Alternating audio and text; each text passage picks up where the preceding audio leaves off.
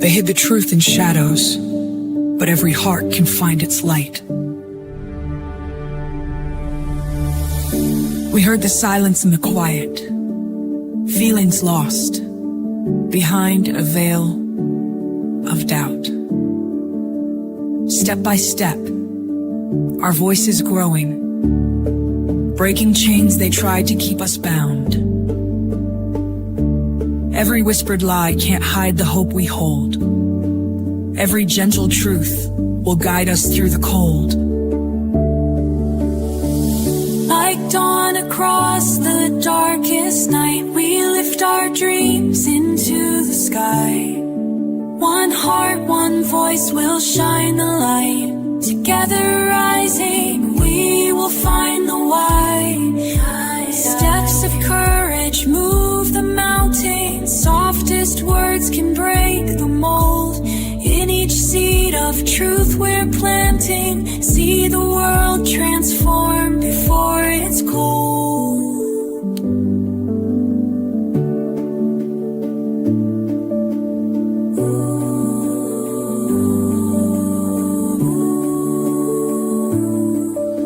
We gather all our hopes and dreams, reach out in love and let it be. One taught across the darkest night, we lift our dreams into the swipe. One heart, one voice will shine a light. Together rising, we will find our own.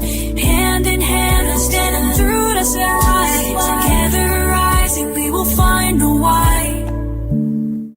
Brian is innocent. Brian has been essentially convicted in the media.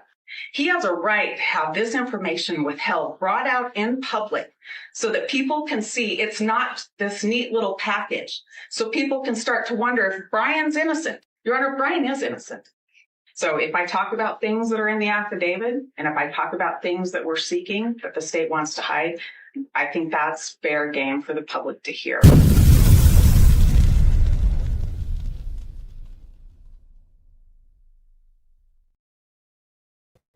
Well, good afternoon, everyone. How are you today? I am so glad to be here on this Sunday. I can't believe it's the end of September already. So I know that a lot of you are like wondering what has been going on. Is this IDAHO4 case a psyop or is it a cover-up? And one thing I wanted to do was go through all the interview videos. But first, I want to welcome you guys in. Welcome, Amanda. Hello, Rebecca. Hey, Holly. Good to see you in the house. OGs are here too. Donna Rosa, eyes wide open. I see you, girl. Hey, Karen. Welcome in. Myra, hello from Alabama. Welcome, Alabama. Victoria, welcome in. And if you are watching on the X and new to my channel, welcome in. I'm so glad you're here today. So, you know, I've been a little under the weather, but I am managing and we are going to get through this. So let's just jump right into it. How's that sound, everyone? Since we're on the subject of JD, Jack Decor, we're going to go ahead and watch his interview first. I thought this was pretty interesting. And then I'm going to follow up with a body cam footage that was just released of his call to the sheriff's department. Now, shout out to Zab Girl who uploaded these just a day ago. I'm going to go ahead and share her video of the actual interview with Payne. And hold on one second. Let me take this down. And I like a smaller group because then I can focus on the chat too. So let's watch this video real quick. It's not a long video, but I want you to watch his mannerisms. And then I've got his actual documents pulled up in his statements that they have paraphrased, or there's probably more to it. A lot of it's redacted, but watch his demeanors. This is kind of how these things go. We pull everybody in that has any degree of affiliation. Okay, so don't think that you're in trouble. We're trying to collect as much of this information as we can to try to get a clear picture on what's going on and figure out where to start looking. Okay. So real quick, do you have a cell phone? Do you mind if I take it from you? Yeah, that's all right. I appreciate it. You need to text anybody, let them know you're okay. I don't want someone to try to call you and your phone be off. I've had a few people try to call me this morning. My parents are coming up from Cortland as well. Okay, but they're aware of what's going on. Yeah, I might want to just let them know to come straight here. Yeah, have at it. You're more than welcome to. You can call them, text them, whatever you want to do.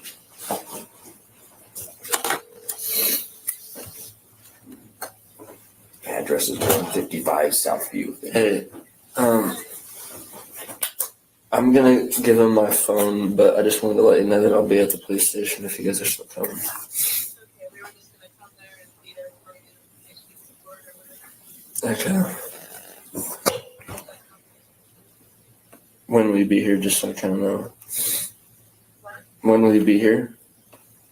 Right now, we're almost hot ranch, so I think 20 minutes, 25 maybe. Mind if I talk to her? Sure. One of the officers would like to speak to you. Hello, ma'am. Hey, my name is Corporal Payne with Moscow PD. I just kind of want to give you guys, do you know where the PD is here in town? We might have lost them. They don't have good service up there. Oh, I think we're losing you. I'll get back to you. Okay, sure. Yeah. I think they're familiar with the area. Oh, I don't cool. know if they know they moved spots. Oh, so I'm sorry, I Oh. didn't hear that last part. Cut out. Do you know where the new police station is?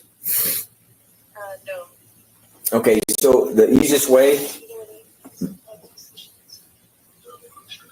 We could put it in Google Maps unless that won't work. yeah, the easiest way, ma'am, is just stay on the highway like you're going to Lewiston. You'll kind of go through town, you'll pass A&W on your right, and then keep going down that long hill, and you can't miss it. It's a big, brand new building on the left side of the road.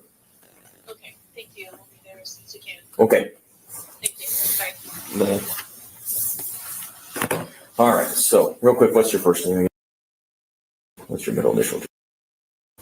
And last. What's the date of birth for you?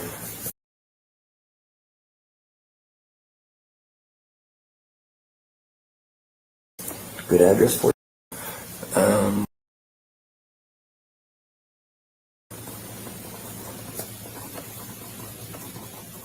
Okay, and your phone number.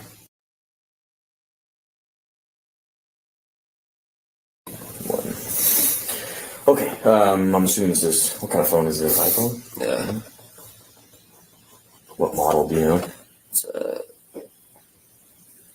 10X, I think that's what it's called.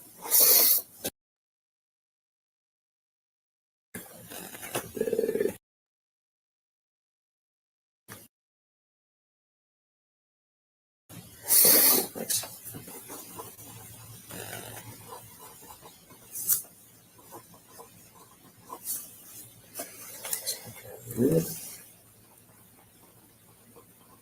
Just so you know, we obviously try to get these back to you as quick as we can, okay? So it's not like you're never going to see your phone again. It may take a few days for us to process the information on it, and we'll get it back to you, okay? So I just want to make sure I have a good documentation of who's whose, and we'll go from there, all right? So while we're on that note,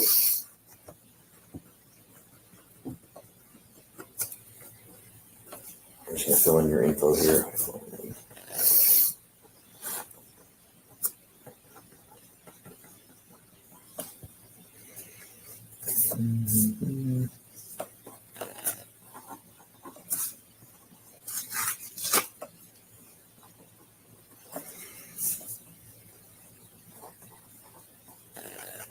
Okay, so this is just saying that you give Moscow PD consent to search your digital media, okay? If you wouldn't mind, if you're okay with that, right there where it says consent or signature, if you wouldn't mind signing right there. And just so you know, everything's recorded. This little camera right here is rocking and rolling, so thank you. All right. Sorry, I'm not an iPhone guy, so it takes me a minute. You just hold it down to turn it on? Or? Just click that right side button right there. No, like turn it off. I don't run out of battery. I think you hold both of these. Ah, there you go. Perfect, thank you.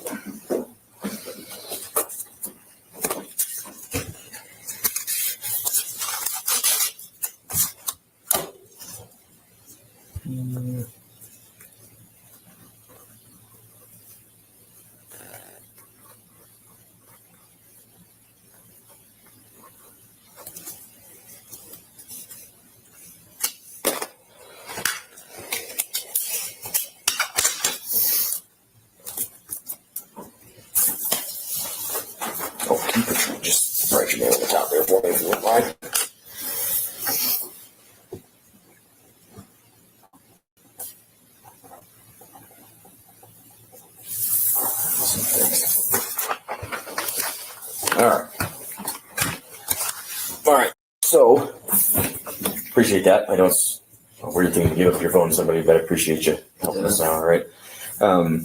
Before we get into kind of timeline for last night and stuff, what you have? I'm assuming you have social media. Yeah. What accounts do you have?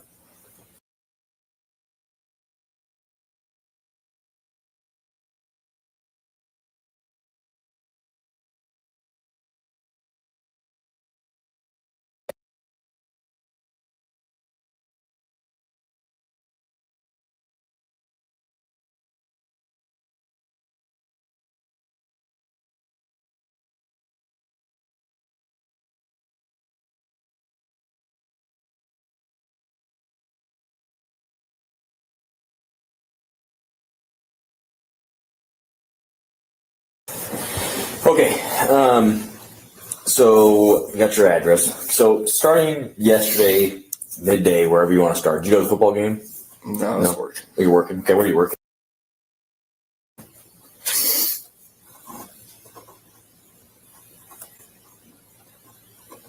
What time did your shift end? It's from like 2 to 10. I got out of there probably. 10 p.m. I'm assuming, right? Yeah. Okay.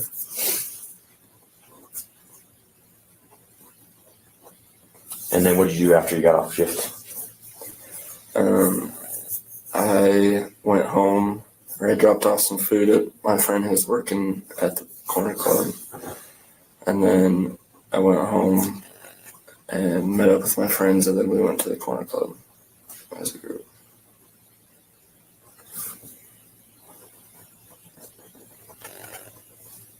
What time did you guys get to the club? Probably close to 11.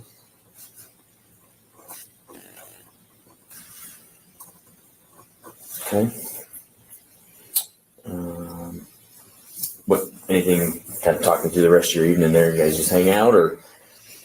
Yeah, we hung out there, and then I actually did run into Kaylee at the corner club. Said hi to her, talked to her for probably a minute or so. And then eventually, I don't know if she left before or after me, but I left. I came back home, pretty much just went to bed, and then I woke up and I saw a bunch of commotion down the street, and I walked out there just to see what was going on, and I kind of heard some things. But I later looked on my phone and found like 6 missed calls from Kaylee and 3 from Maddie as well.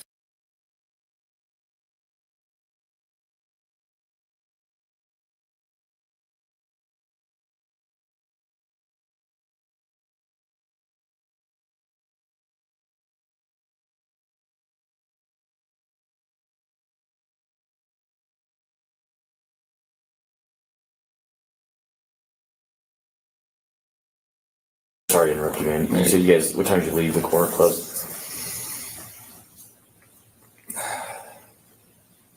Probably about 1. I don't really know that. I wasn't paying attention at the time. No, that's right. You went straight home after that. You guys stop and get grub truck, anything like that? Nope, straight home. Our sober driver was actually stopped by one of the officers. Oh, really? Okay. Who's your? Well, actually, we didn't get in that car because it was too full, but I came in contact with them because I was trying to get a ride. Gotcha. Okay. So how'd you end up getting home? Just another buddy came and picked us up. Okay. Who is that? Do you mind me asking? He's, Getting that? I think you have it. How do you spell his last name?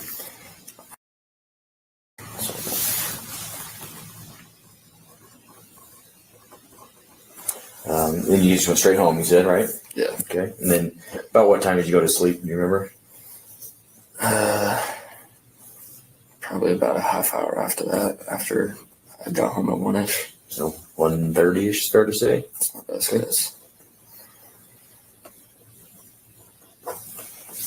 Okay. And then what time did you actually wake up? Like 11:30. 11:30. And then did you have roommates at all? Mhm. Were they there? Yeah. Okay. Two of them were home when I got walked out of my room, but I don't know who else was there. Okay. Who are your roommates?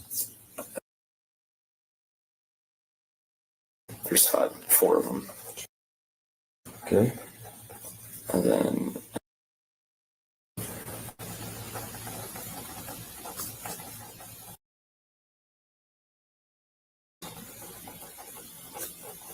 Okay. and let's see.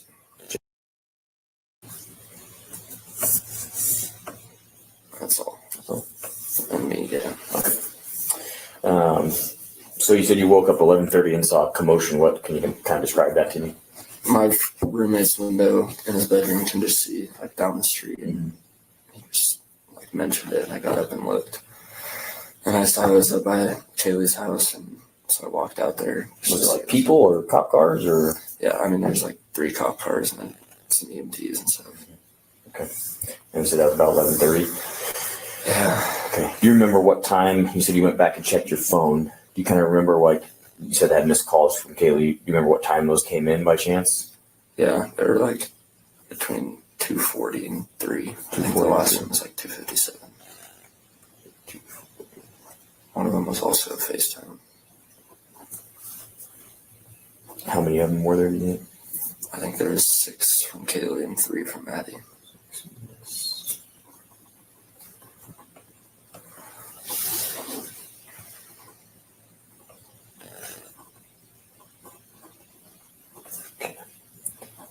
And I don't, like, Maddie, I've known her forever, but she wouldn't just call me unless they needed something. So that was weird to me. Okay. You said the last one was like 0247. You said something like that? 257. No text messages from either one? Actually, I don't know how she got my little vape, but she texted me at like 2:45 and she said, "Hey, I have your vape. You can come get it from the house." But Okay. I didn't see that till the morning. And that was Kaylee? Yeah.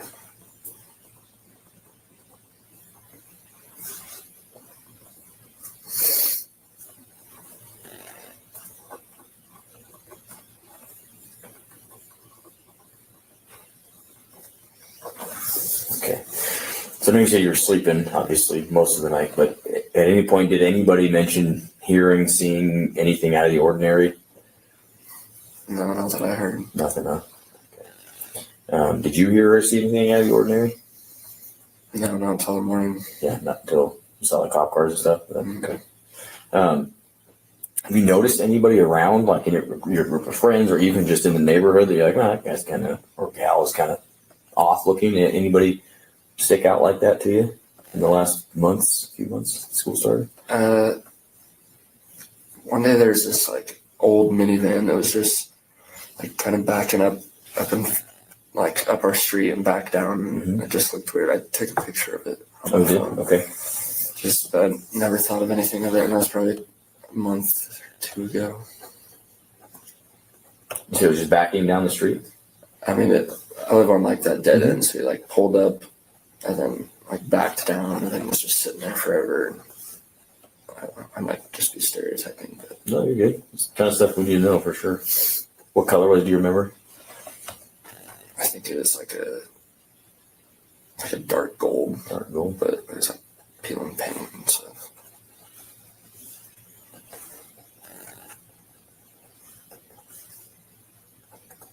And that was about a month ago. Yeah, I could find the date on my phone.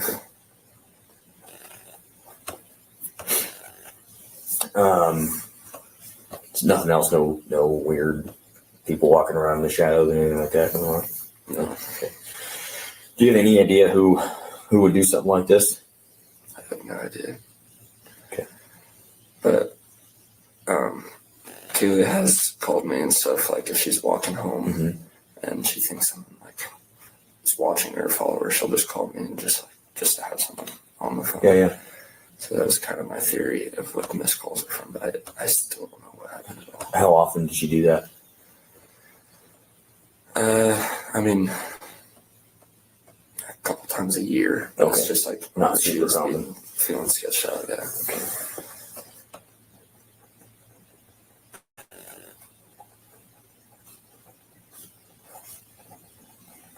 Did she ever mention that she thought someone specifically was following her, or was it more like I just getting creeped out? Yeah, just Okay. creeped out.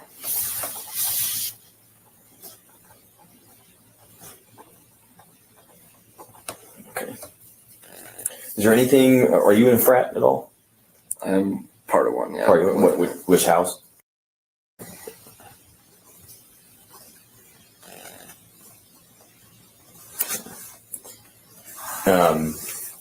Has there been any kind of weird conflicts with people in the Greek system? Anybody outside the Greek system?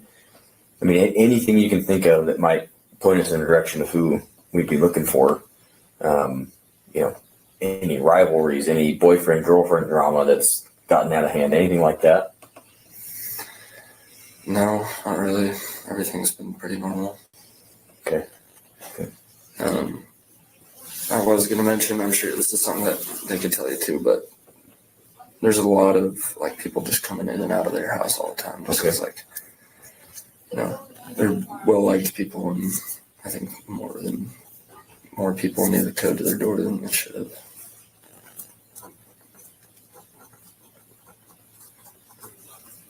But yeah, no specific conflicts or anything like that. Were they pretty good about locking their other doors? I believe so. Yeah, I don't know. I know there's a sliding glass door in the back. I don't know if they keep that locked all the time. But I also own a dog with Kaylee, and I don't know where he is. Okay. Was he with Kaylee or at the house? Yeah.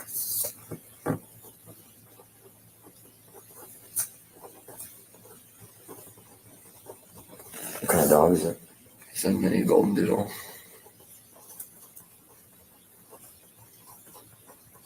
And he was there that last night? As far as I know, yeah. I heard that someone saw like a shadow when they took Murphy. I don't know who it was, but took Murphy to go pee outside before they went to bed. Okay. That's just what I heard from one of the girls that was there. Who said that to you?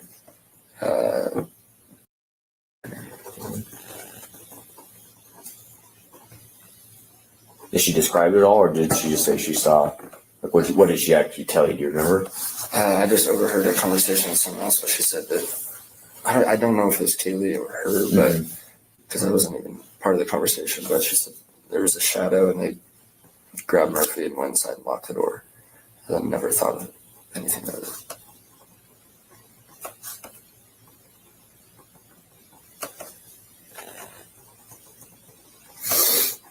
Dog's name is Murphy, you said? Yeah.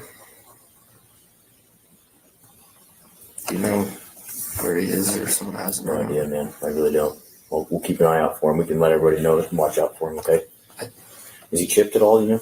You just put like one of those? He's not, no. Okay. Is he like a medium size? Like, Yeah. medium He's size. about like 40 pounds. Okay. So you said, and again, you're not in trouble. I just got to make sure I ask all the questions.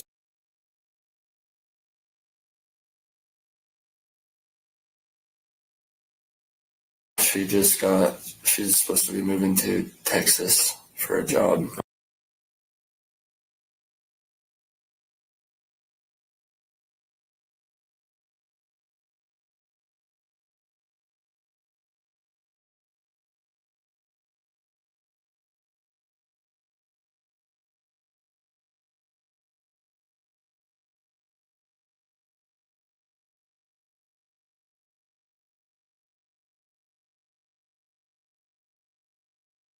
Was there ever anybody that like hit on her at the bars, or was texting her a lot, or anything like that would be seen kind of out of the ordinary to you? I mean, I could think of one. Okay. Who is it? What's his name? How do you spell his last name, you know? I think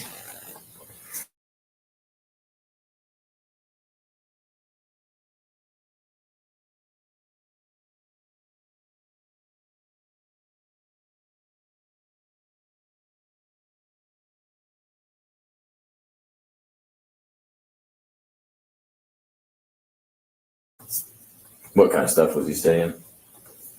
Just, hey, I'm just trying to get her to talk. Oh, okay. She's not. Trying to initiate conversation. Yeah. Okay. Did anyone in that group of friends, did anybody ever tell you anything about stalking anyone aside from obviously Kaylee saying she, like would call you on occasion when she's watching home? Anything you can think of where someone might have told you, hey, like this dude or this person, won't stop talking to me or looks at me funny in the comments or whatever. Anything like that you can think of? No. Okay. Do you know who do you have anyone in mind you think would have done this? Mm-mm. No? I don't know. Okay. All right. Last night you said you saw Kaylee at the corner club, right? Okay. Did she seem normal? Was she? Yeah. She just came up to me and I said, "What's up?" And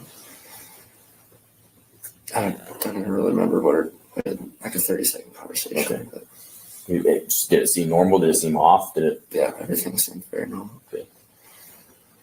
We usually do run into each other on weekends. Okay.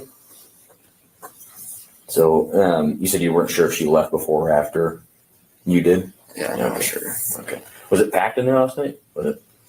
I had to stop letting people in. Right.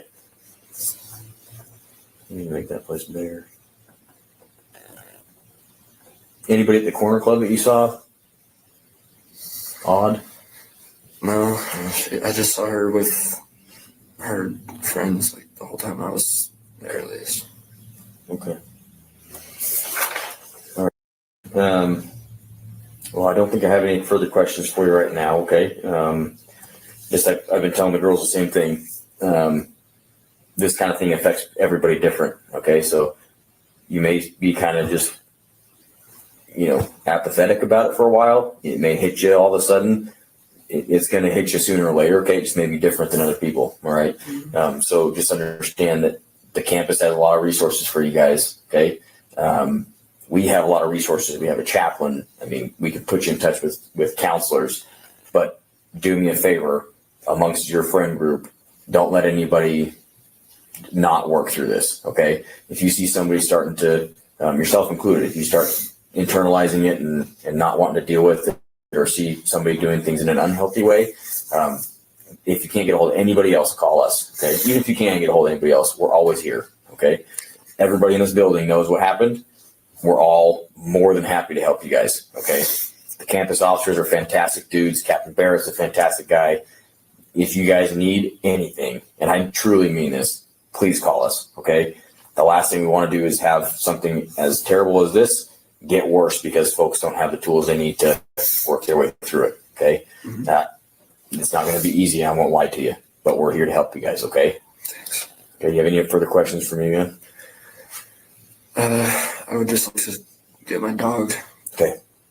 I'll make sure everybody's tracking that we're looking for your dog, and so we'll get a hold of you. Okay. Right away. I don't think he's lost. I think because one of the officers on the scene asked, "Is that your dog upstairs?" So I think someone has him.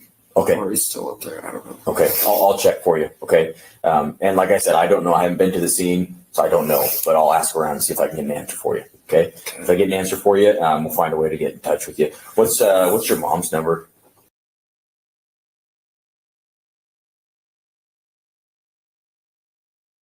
Gotcha. What about dad?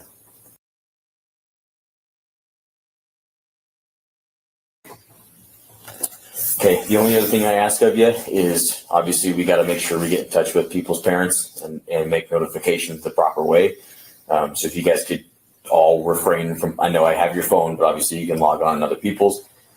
Please help us keep this quiet on social media until we can make sure folks are notified the proper way. Okay. They likely already have been or are in the works of being notified, but the last thing we want to do is have somebody find out on Facebook. You know what I mean? So, and then I guess that wasn't the last thing. The next thing I'll ask of you is, so the way traumatic events sort of cement themselves in your head, sometimes it'll take a while for the initial shock to kind of wear off. And then you may think of something. It may be something little. It may be something like, oh, yeah, I saw this dude at the corner club who just kind of didn't sit right. You know what I'm saying? If something like that happens, get a hold of us, okay? It may be nothing. We may look into it and be like, no, there's nothing there. But but it may be something that we really need to know, okay? And we don't know it unless you guys bring it back to us, all right? So please let everybody else know the same thing. If they think of anything at all, please just let us know, okay? It could be something as weird as a vehicle that they haven't seen in the area before. Somebody that's out walking by more than one time, or, just something like that. Let them know that we need to know those things, okay? Okay. When you said vehicle, just reminded me that Kaylee has a borrowed vehicle from a dealership right now. I figured there's probably confusion of whose car that was. Okay. She just bought a car and it broke the next day, so they lent her a car while they fix it. You know what dealer? I'm not sure. It's in Spokane. Okay. Any other questions? No. All right, man. Well, I appreciate you talking to me. All right. Like I said, we'll get your phone back to you as quick as we can. He said probably a couple days. Yeah, probably so. All right. And yeah, we'll let you know as soon as we have something for you. But like I said, if you guys think anything or if you need any help, don't hesitate to reach out. Okay. We're here to make sure you guys are as taken care of as you can be. Okay. Thanks.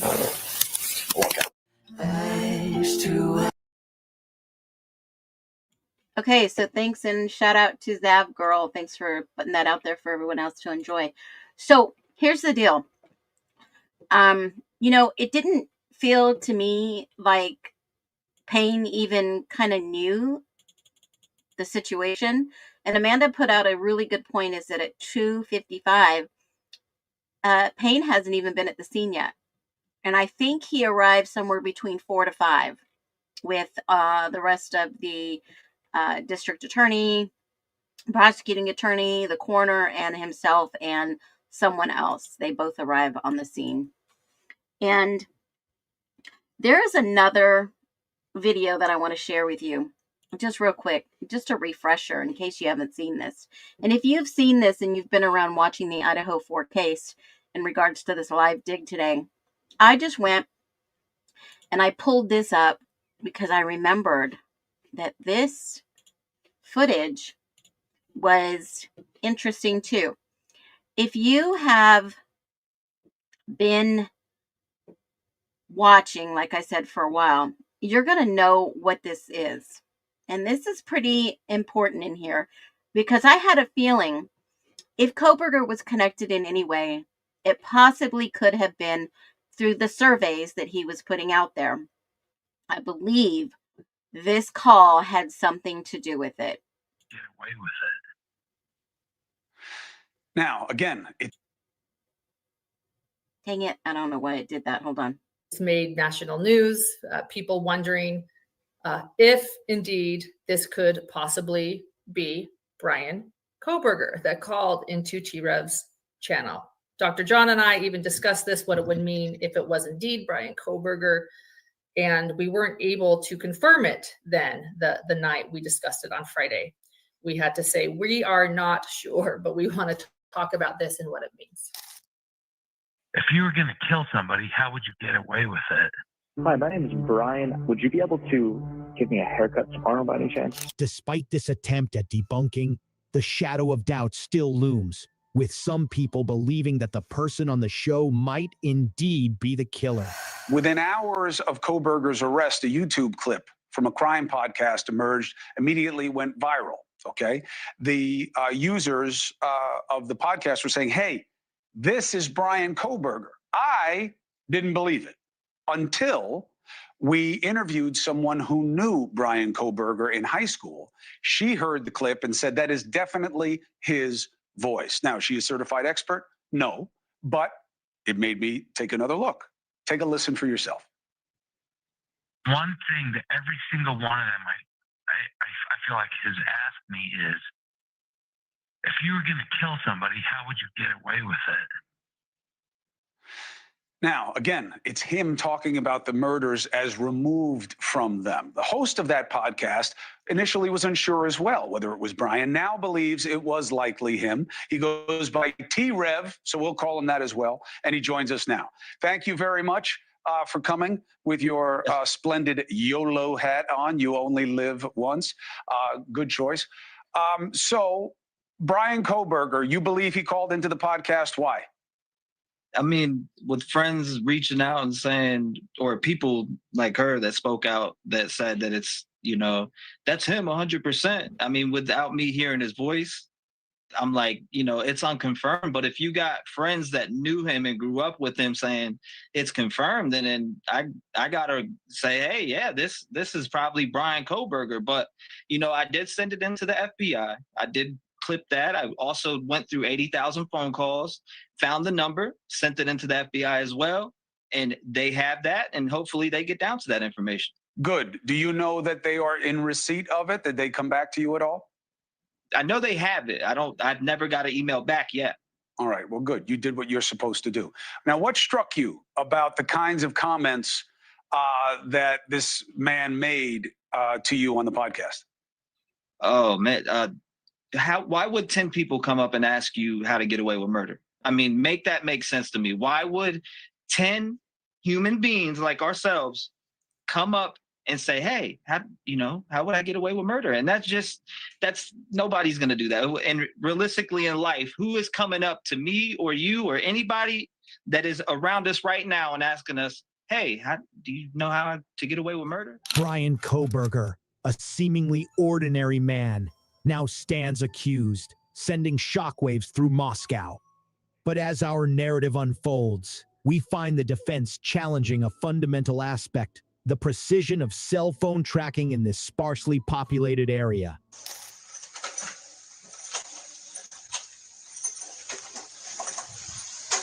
Police department, show yourself. We have a search warrant for the building. Police department, show yourself. You're good, dude. Go back inside. Yep. No. No lights. Flashlights? Flashlights.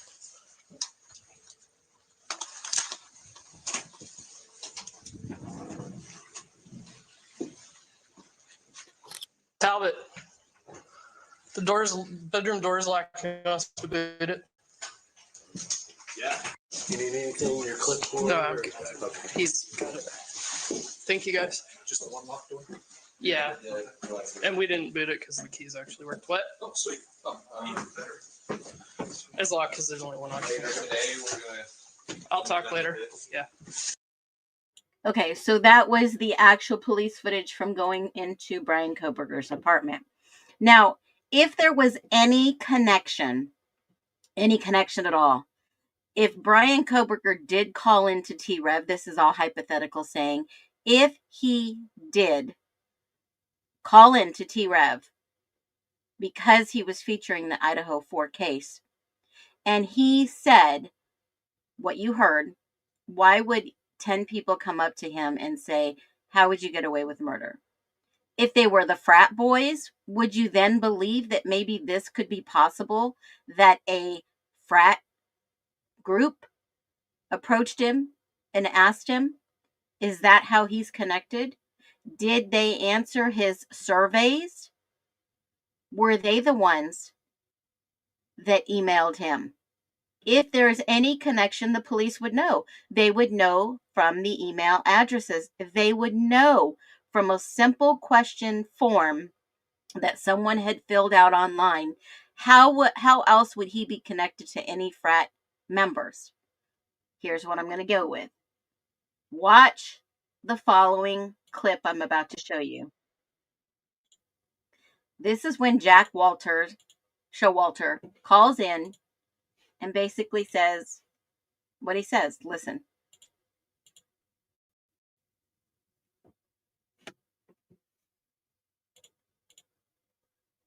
It's going to be redacted to a certain point. Hold on.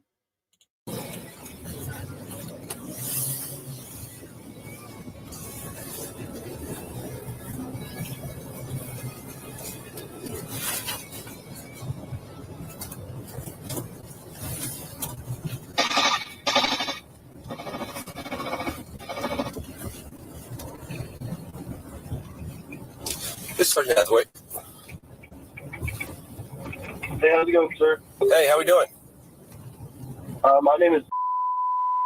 I want to make like a statement about, the night of Saturday, this Saturday. Okay, what's going on? I'm just friends with Maddie. I was with her at the bar that night. And I forget I don't know the person we left with, but we left to get grub truck at like 2, and we were there from like 2 to probably latest 2:30. And then she and the other lady got picked up in a silver sedan. That's my only description I know. And then they went home from there. And I just wanted to let you guys know as far as like I knew about her whereabouts. I don't know if that helps with anything, but I mean, yeah, anything helps. You said you were with them? I was with Maddie at the corner club, and then they wanted to leave Maddie and our friend. I don't recall who her friend was. I was intoxicated, but then we went to Grub Truck, and then they got picked up from Grub Truck. Okay. And that's as far as I knew about her whereabouts that night. Okay. Well, yeah, she just got in a silver sedan. But you don't know who it was or anything? No, I didn't see who the driver was. And you said your name was... Yes, sir. How do you spell your last name?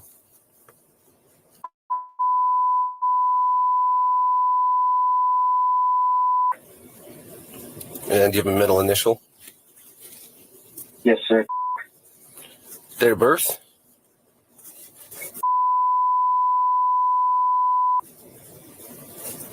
What's that current address for you? Yeah, I'm right down the road at...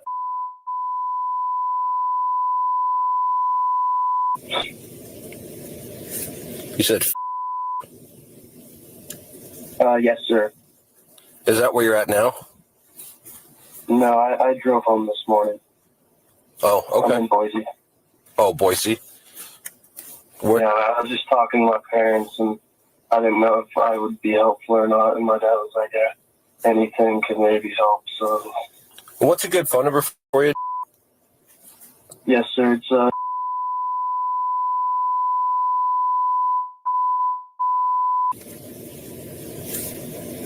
And what's the address that you're at now?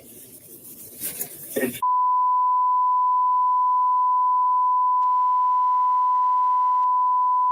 Boise, Idaho.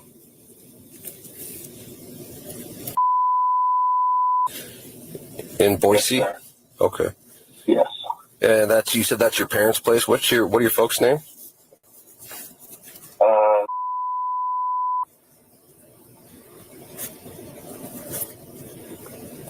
Is there a home phone at that house? Yeah. What is it? You want it?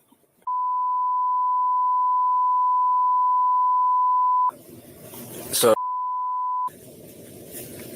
Yes. Yeah. I mean, I think it's like I don't know how often they use it, but I just wondered. I think it's like a... So you said. Yeah. What was the last four? Yes, sir. Okay, and you just drove home today? Yeah, it just seemed like everyone else in my house and a lot of the community was leaving, and I do live right down the road, so it kind of seems unsettling being around. Yeah. No, I get it. Do you have a roommate or anything? No, I live by myself. Gotcha. Well, I'm guessing that one of the folks that is working the case, or like a detective or something, will probably want to have a conversation with you. Is that something you're down with doing? Yeah, I'd love to help if I can help anyway. Okay. What's the best way to get a hold of you? The phone number can work. Call or text, whatever. Your cell phone? Okay. How long are you going to be at your parents' house? I mean, just until we figure out what's going on with school. I mean, just Thanksgiving break, and once classes are, to figure out what's going on with classes, come back and. So you're because there's still school left before Thanksgiving break, right? Yeah, but I have a lot of classes that I just don't need to be currently there for. Okay, so you're not planning on being in class? Yeah, I just have stuff I can do on my computer. Gotcha. Okay. Well, I'll pass on your information. I appreciate you reaching out, and we'll have a detective get a hold of you and try to figure out a time to take a statement from you. Okay, I appreciate your time. All right, take care. Thanks. Okay, so we just heard the call, Showalter calling in to the police department and letting him know what he knows. Now, is it possible there was a frat connection with Kohberger? Is that even possible? Well, we do know that Brian Kohberger put out a survey on Reddit, and then this mysterious call comes into a show that's talking about the IDAHO4 before he is obviously arrested and indicted. And I've been trying to figure out what the connection to Kohberger to this case was. How did the FBI give them his name? Who gave them a tip for his name? So when I started looking back at Instagram, because Instagram, they have party pictures. And I kept saying, how can we connect this to Brian Kohberger? Well, this was on Hunter Chapin's Instagram account. And if you take a look at all these people, you won't be able to guess all their names, but I've been able to guess 90% of their names. Obviously, some people were tagged in this photo. Did the Frats have enough motive to do something like this? Allegedly, in my humble opinion, if there was a backing someone up in a corner and saying, hey, you're going to go down for, I don't know, maybe Hunter Lindo or someone else's demise, then sure. Kaylee was known to be a sleuth. Maybe Kaylee knew everything and put everything together, and that's why she broke up with JD, because she didn't want to have any part of it. Now, this is all alleged. It's not for clicks and views. I'm looking at this case from a perspective of who really murdered these 4 kids. Was there a motive? Was there a mean? Absolutely. I mean, think about it right now. There's something else going on in Moscow with the Frats. And boy, they don't want that to get out of hand. We're seeing the police scramble everywhere to try to cover this up. Well, alleged. If you think about it. Too much money at stake.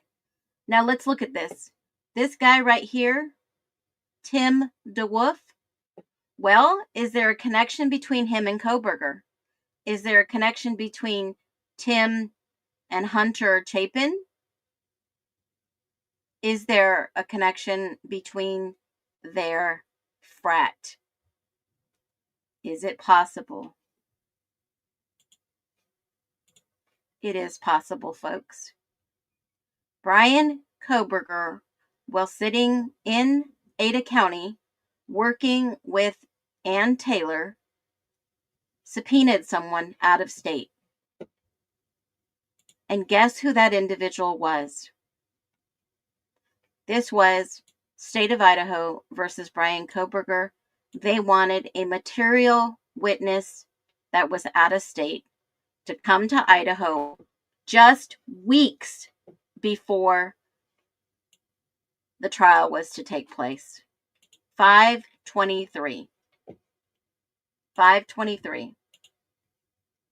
And when you look at this,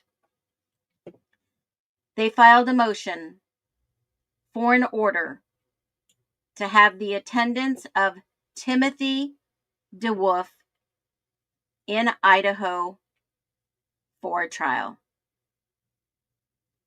He was from Washington. So could there be a connection? Abso-freaking-lutely. Absolutely. I've asked for these documents too. Let's see if they'll give them. Yes, because Tim Dewolf was out of state. He was in Washington. I mean, you could do a search on Tim Dewolf since we're live. Let me just pick it up.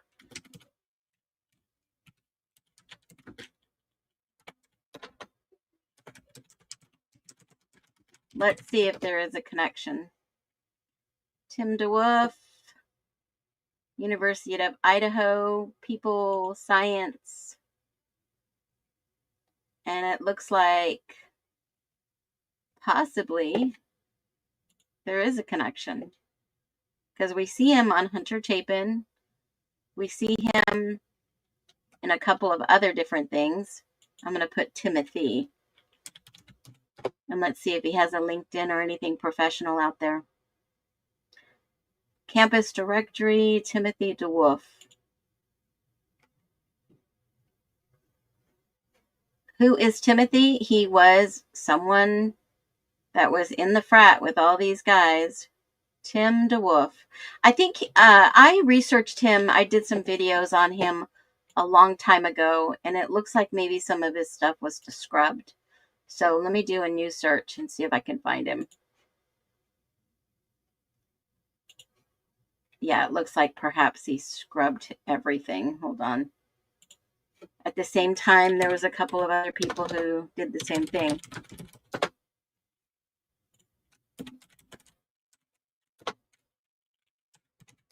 But I think the defense was calling him, obviously for a reason. Tim Dewolf.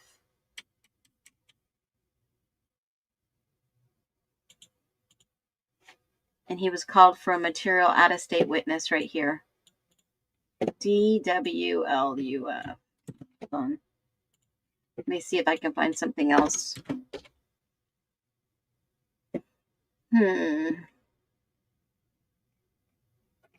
U of I. Here we go.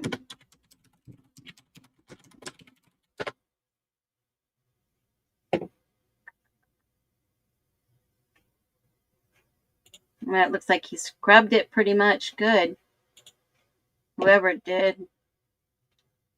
Campus directory. Does he work for the campus now? Mine says he's in Washington. I don't see anything else for him. Let me look. Let me see if he finished the whole time.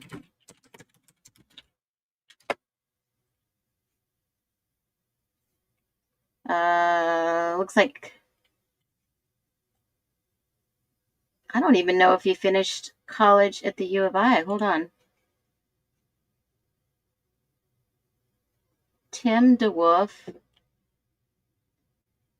Oh, I just found something else new. Hold on. He's out of Odessa. It's all public. Parents are Margaret, Peggy, and Mark Dewolf of Odessa. Hold on.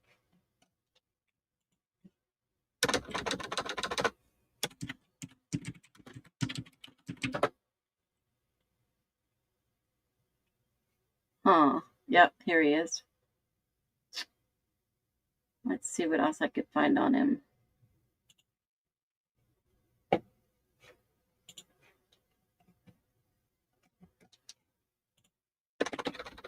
Mostly everything's been scrubbed.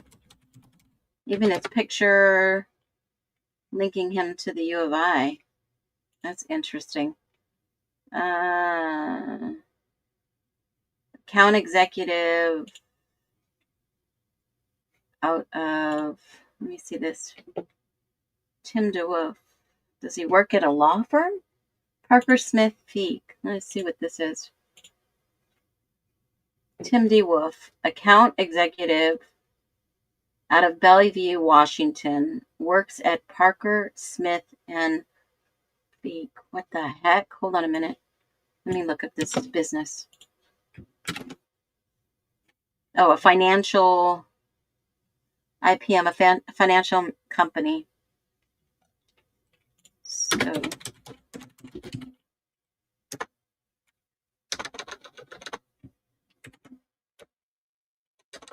yep.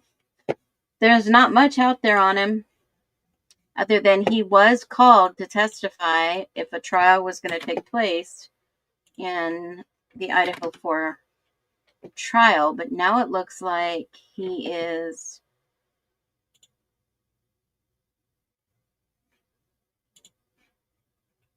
totally gone off the internet. Wow. I don't even see him on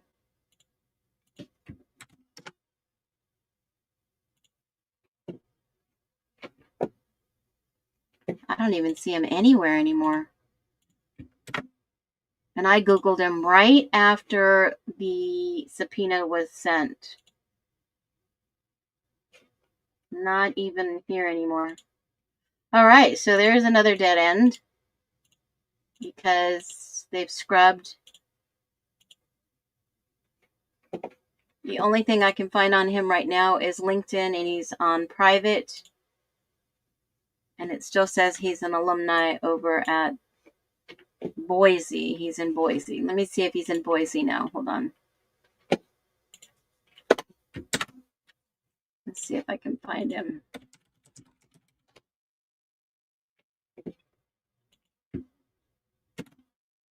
Let's see.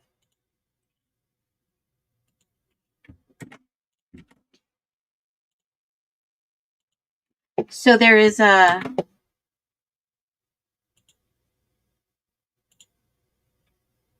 one interesting thing here. His parents were from Washington, but he ends up in Boise. How did he end up in Boise? Frontline, here he is. Frontline support, analyst, finished. He's in, looks like general information systems, so IT. Interesting. He finished in May of 2025.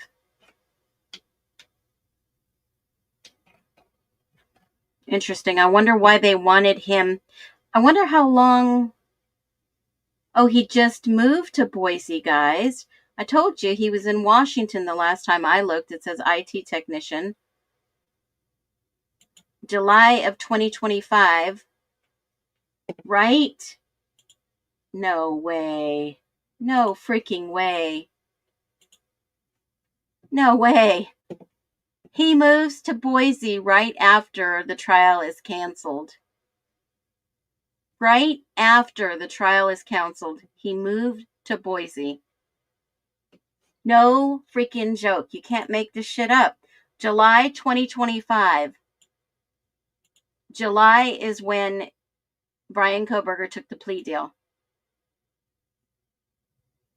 You can't make this up. Now he lives in Meridian. You can't make this shit up. What in the hell? He was the vice president at Sigma Chi during. Wow. You can't make this up. How in the world is that even possible? How is that possible, y'all? He moves from Washington. He was there for 2 months. He's in Idaho right for the trial, right before the trial. He moves to Washington. They subpoena him in Washington, then he moves back to Boise after the trial. How freaking odd is that? I wonder what Tim Dewolf knows. I wonder why they were going to bring him home. Bring him to Boise when he was in Washington for a trial, and then the trial gets canceled and he moves there. What does this guy know? You don't just subpoena anyone. And a material witness is huge. Wow. What do you guys think he knows? Because in my humble opinion, a material witness such as Tim Dewolf,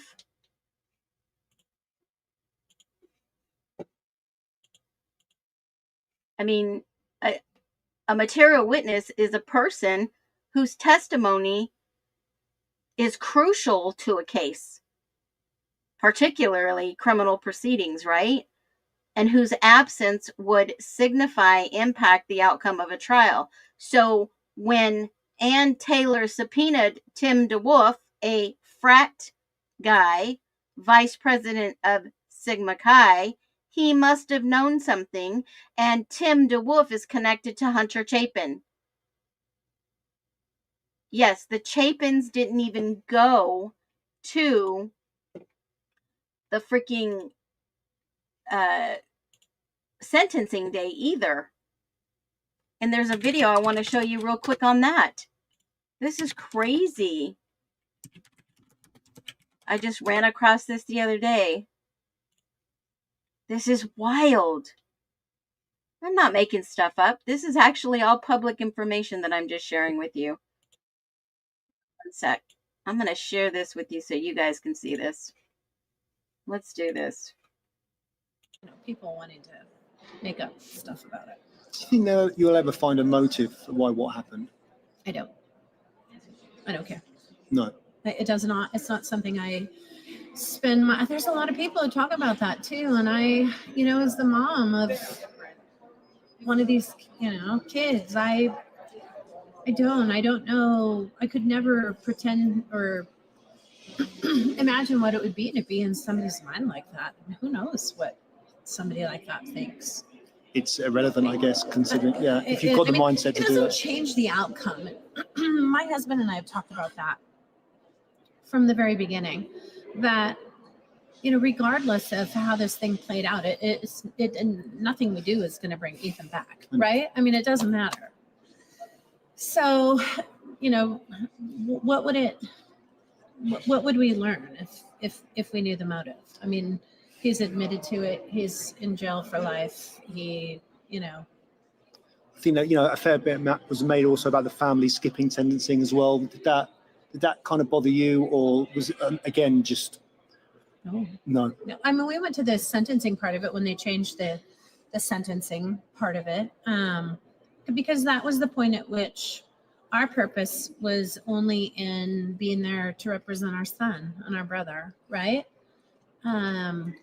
But when it came to the next hearing, which was the victim impact statements, there was legitimately nothing that we had. There was nothing left for us to say. What is there to say? Yeah. I don't. If you can't assume to know, you know, what that feels like or what it must be like to be on our side of it, then I can't. I don't think anyone probably can do, unfortunately. That's right. just, yeah. Yeah. But I don't, it's not going to do me any good. It didn't, you know, we asked the kids if they had anything to say, and they definitely didn't. It just, again, it doesn't change the outcome. Yeah. And the files being released as well, again, same kind of answer. That doesn't really affect you too much in terms The of what? the file, they released all those, the files. Yeah, I no, you know, I don't know. Yeah. But but now moving forward, you're using, you know, your sort of experience to try and help. Absolutely. Yeah. However I can help Othram and, you know, any other victim, I suppose, in that case, right? Being a victim, you know, Jim and I had a conversation probably 5 months after we lost Ethan, and it was over a cup of coffee one morning, and we just decided that, you know, you can lose yourself in grief, or you can make a choice to just get up and live your life. And, you know, we had to do that. We had to do that for Ethan's triplet siblings, Maisie and Hunter. They didn't deserve parents that had, you know, potentially gone in the tank or, you know, lost themselves. And we just made a decision, you know, on a day in March of 2023 that on that day that we would, you know, we couldn't change the outcome, and that we had to still live our life and be great parents to Maisie and Hunter, and, you know, give them the best life that they deserved. Are you still hopeful that you're going to get that resolution that you want, or does it get harder? I know we spoke last.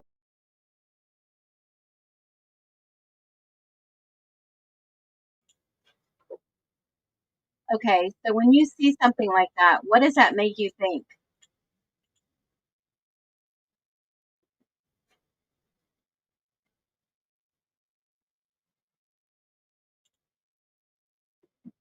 I mean, you can drop that in there. If there's something in the live dig you want me to find next, but there is a connection, obviously, with the Chapins, specifically Hunter Chapin, with Tim Dewolf right here in this picture. This guy right here, I wish I could draw on this. And ultimately, when you start looking at the pieces and putting them together, Tim Dewolf was connected to the case via Brian Koberger. So, allegedly, Ann Taylor knew there was a connection to the Frats. Why would they bring the vice president of the Frat at the time to a trial involving the IDAHO4 that were unalived if there was no connection to Koberger? And they named 4 alternative perps within walking distance. So the next time you say that none of this is connected to the Frats, you got to be careful what you believe there out on the TikTok streets and on the YouTube streets, because all the documents are all right here for you to go view by yourself. Justice for Fourall. I mean, I could keep digging and digging and digging, but there is your connection, folks. The connection to Brian Koberger was the Frats. And they were named in the alternative perpetrators within walking distance. The Judge Hippler wasn't going to allow that. Heck no, not on his watch, especially when he was connected to the 1122 King Road, and he was connected via his old partners at the law firm. So how's that, y'all? I hope you guys got what you wanted. There's your connection. So do we dig further? I don't know if he knew this Frat guy. All I know that he was summoned as a material witness detrimental to the defense. Tim Dewolf lived in Washington, subpoenaed him in Washington, wanted to court order him to come to Idaho for the trial. And then he moves out of Washington and moves right into Meridian, right outside of Boise. Make that make sense. Make that make sense. So there you go, folks. Have there been any updates in the repository? Not as of today. I've not seen anything new come forward. I've not seen anything new about any case uploads or anything pending. So all the sealing that they keep doing in these documents, they didn't think for 1 minute that we could possibly read the documents and understand. Well, maybe they didn't think people were looking that closely.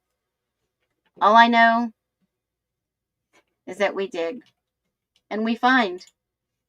So if you have anything you want to have me dig on in the next 5-10 minutes, let me know. I'd be happy to take requests.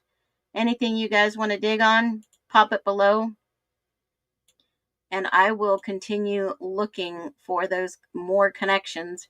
I actually found out a couple more things that I didn't know that I should have realized when reading all these documents. But I will say, everyone on my list that was involved, I found every single name regarding attached to the Frats, attached to relatives, and this document has been updated.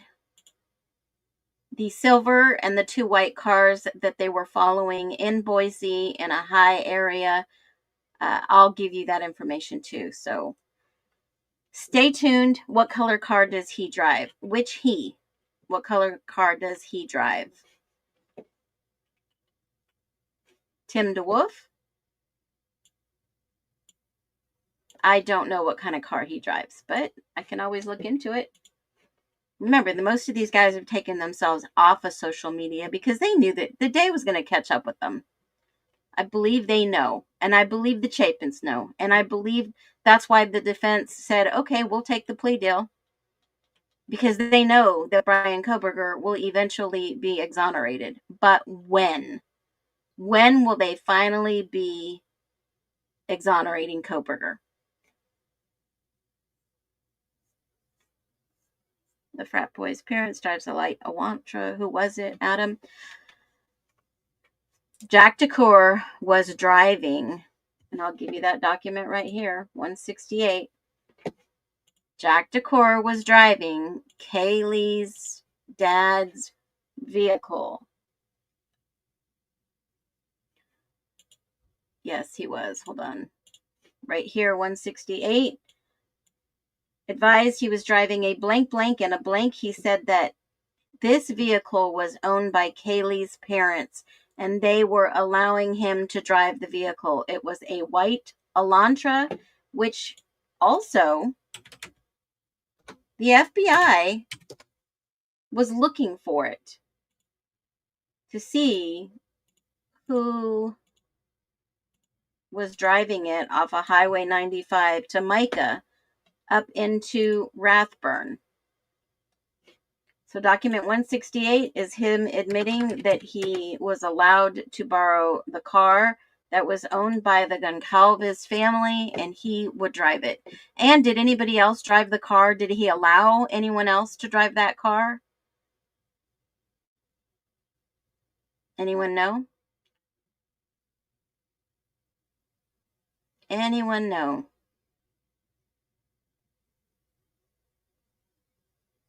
Does it have a sunroof? Okay, well, let's go look. There are videos out there that shows the car in the driveway. Hold on.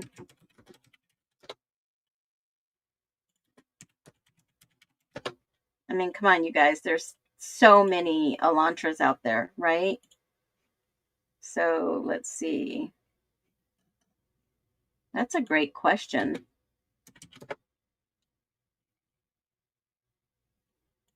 A white Elantra appears at the King. Let's see.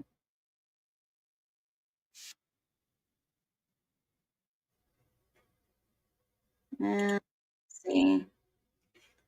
God, there are tons of videos. I don't know which one's the best one to show. It's the only reason it's hard doing a live dig is that usually I have a video in mind.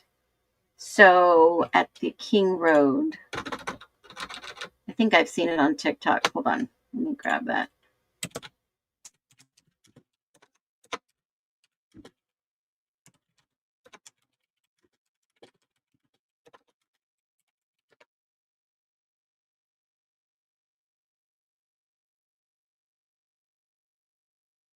Oh, remember the Elantra that was seen in the back of, I forgot all about that one.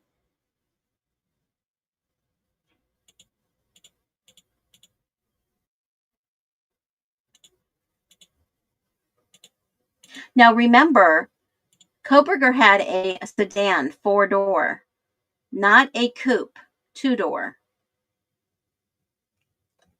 Yeah. Okay, so let's see. This is my list and I'm still working off of.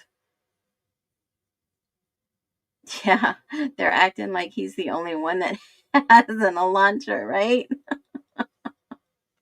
Oh, that's funny. It wasn't Showalter, it was Terry, not Fred. It was Terry. Susan. That's funny. That is hilarious. Okay, so there we go.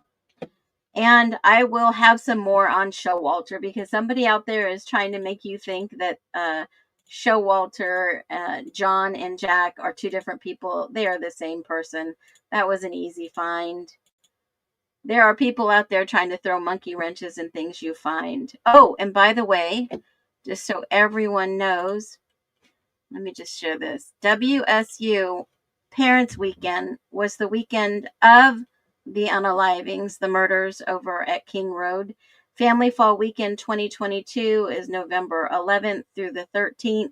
So parents, fathers, whatever, they were in town if they were at WSU, which there was a big game day. There was a big, huge family influx of people who came in with their travel trailers. There's so much more. So much more.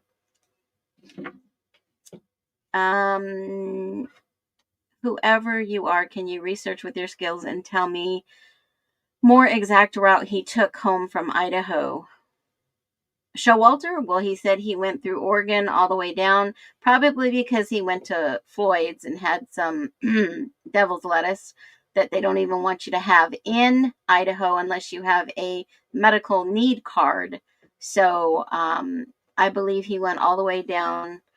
I think he went the back roads. Let me bring up my Google Earth. Remember, I used to live in Idaho, guys. I used to travel all around the entire state. We would hunt, fish, camp, hike.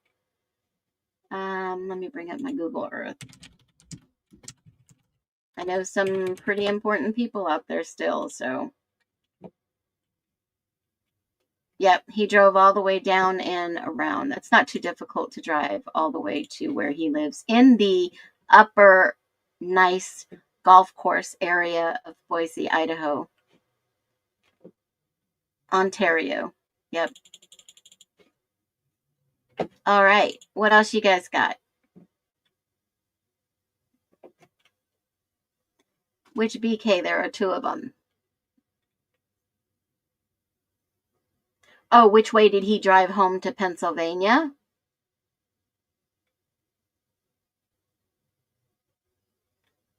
Okay. Gotcha. Well, which way would you drive? I mean, if I had a long distance route and I had to go from, let's say, Pullman, Washington. I wonder where he picked up his dad. Did he pick up his dad in Washington or in Colorado? Anybody know? So, went from Pullman.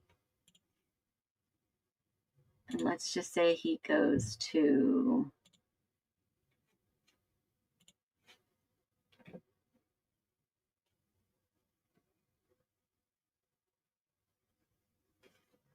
allegedly he went to Colorado.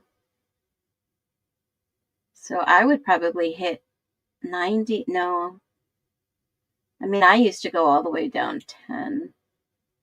I'd go down 40. Depending on where.